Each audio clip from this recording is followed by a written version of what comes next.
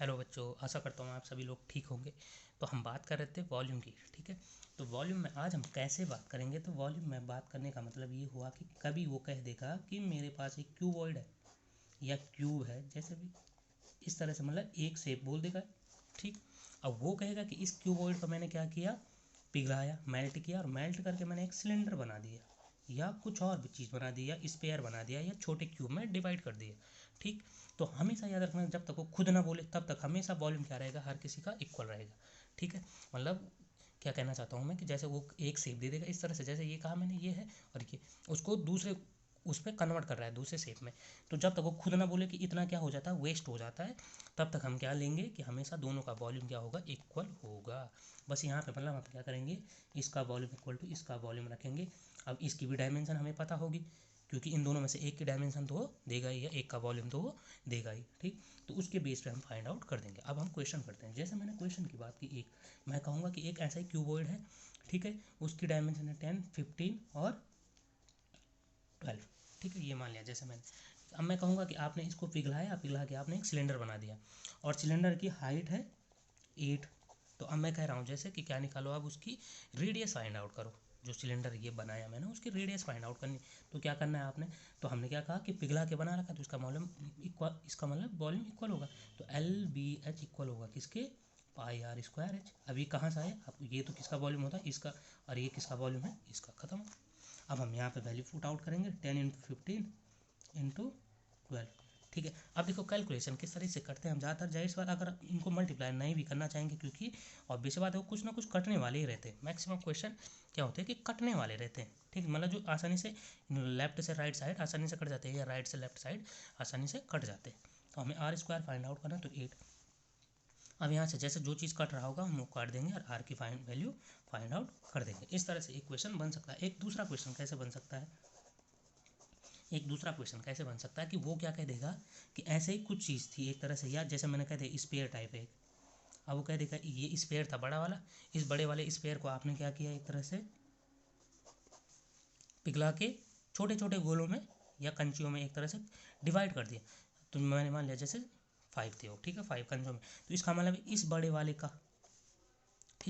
का वो रेडियस दे देगा। रेडियस मैंने कह दिया जैसे 14 है, तो वो कहेगा find out the radius of small balls. इनका रेडियस हमें फाइंड आउट करने के लिए बोल देगा। तो अब क्या होगा कि जो इसका वॉल्यूम होगा इन सब के वॉल्यूम के सम के इक्वल होगा। मैंने क्या कहा कि जो इसका वॉल्यूम होगा बड़े वाले का, वो इन सब के वॉल्यूम के सम के इक्वल होगा। कैसे, अब इसको लिखेंगे कैसे, कि ये जो बड़े वाले का, जैसे बड़े वाले की रेडियस मैंने आर मान ली, तो क्या होती है 4/3 पाई आर क्यूब। और छोटो वालों का एक का क्या होगा, 4/3 पाई आर क्यूब। ये तो एक का होगा। अब मुझे 7, ये कितने हैं, 1 2 3 4 5, 5 है, तो पाँचों का फाइंड आउट करना है, तो पाँचों सबका एक ही जैसा होगा। तो डायरेक्ट या तो मैं 5 बार लिख सकता हूँ, या मैं 5 इंटू कर सकता हूँ। तो यहाँ से अब मैं क्या कर सकता हूँ, अब मुझे ये पता है, ये भी पता है, और ये मुझे फाइंड आउट करना है। तो मैं चाहूँ तो डायरेक्ट ऐसे सॉल्व करके हम निकाल सकते हैं, ये भी पड़ जाएगा। तो आर क्यूब इक्वल टू क्या आ जाएगा, 5r³। बस खत्म कहानी इस तरह से, ठीक। अब यहाँ से हम ये आर तो निकाल ही सकते हैं, क्योंकि हमारे पास ये तो दिया ही हुआ है, ठीक है। ये आर तो हम स्मॉल आर तो हम फाइंड आउट कर ही सकते हैं। अब ऐसे तीसरा क्वेश्चन क्या बन सकता है, तीसरा क्वेश्चन ऐसे ही बन सकता है किससे रिलेटेड, कि अब मैं कह सकता हूँ जैसे ये मेनली किस बात है, एक तरह से दो बड़ी चीज़ दे देता है और उनके रेडियस में या डायमीटर में रिलेशनशिप दे देता है। कैसे, जैसे वो अर्थ और मून को रिलेटेड लेता है, ठीक है। अर्थ या मून कह सकते हैं, या सन या मून, अर्थ कह सकते हो, एक तरह से सन कह देगा या अर्थ कह देगा, ठीक है। इस तरह से वो क्या छोटा बन गया, इसको मून ले लेते हैं ना, जो यहाँ पे नहीं लेते, दूसरे पेज में ले लेते हैं, ठीक। कैसे, मतलब कि जैसे मैंने कहा कि मून जो है, मून की जो रेडियस होगी वो अर्थ की रेडियस का 1/4 है, या डायमीटर होगी। पहले क्वेश्चन डायमीटर पर रिलेटेड आता है, या डायमीटर पे बोलेगा ना, क्योंकि डायमीटर को कहेंगे हम, जैसे ये अर्थ लिया हमने कहा अर्थ है और मून है, तो मून की जो डायमीटर है वो अर्थ के डायमीटर का 1/4 है, मतलब इस तरह से। तो इसको आप ये लिख दो, इसको ये लिख दो, इस तरह से। मतलब डी ई क्या होगा, अर्थ की डायमीटर, और डी एम क्या होगा, मून का डायमीटर। अब हम यहाँ से, अब मैं कहूँगा कि इनके वॉल्यूम का क्या निकालो, रेशियो फाइंड आउट करो, या सरफेस एरिया का रेशियो फाइंड आउट करो। तो किस तरह से करेंगे हम, पहले हमें रेडियस निकालना पड़ेगा। तो रेडियस मैंने स्मॉल मून के लिए लिखा है जैसे, तो मून का क्या हो जाएगा, डी ई, तो उसका क्या था, डी/4 रेडियस था तो अपॉन 2 करते हैं, तो अब यहाँ पे मल्टीप्लिकेशन में भी ध्यान देना होगा कि DE/8 हो जाएगा, क्योंकि ये दोनों आपस में मल्टीप्लाई होते हैं। अगर इसके नीचे भी रहता तो तब ये बीच वाले आपस में मल्टीप्लाई तो होते हैं, साइड साइड वाले आपस में होते हैं। तो ये हो जाएगा, इसकी रेडियस क्या हो जाएगी अर्थ की, इसकी तो DE/2 हो जाएगी, सिंपल। अब मैंने क्या कहा, वॉल्यूम में फाइंड आउट करो, तो आप क्या कर सकते हो, वॉल्यूम ऑफ मून लिख दिया जैसे मैंने, या वॉल्यूम ऑफ, जिसका भी बोलेगा वो एक हिसाब से, या वॉल्यूम ऑफ अर्थ, इस तरह से।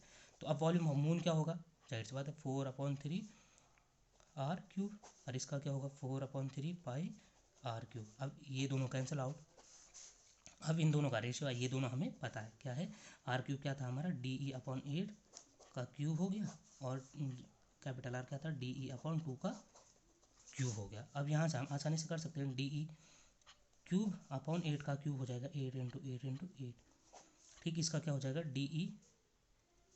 DE दो बार लिख लिया नहीं, DM होना चाहिए, DM होगा, DE,